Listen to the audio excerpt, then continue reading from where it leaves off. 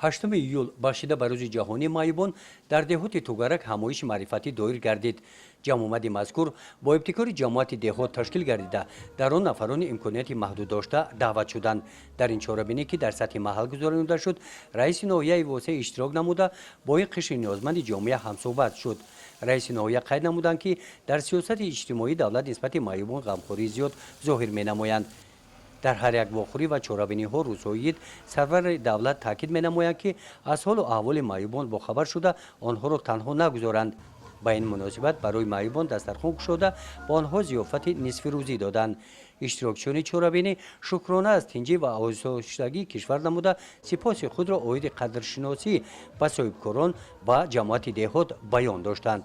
дар ин ҳамоиш дар чунин муҳит ба маъюбоне ки дар ин чорабинӣ иштирок доштанд аз номи соҳибкорони маҳаллӣ ба миқдори муайян орд, равған ва дигар маводҳои ғизоӣ тақдим карда шуданд.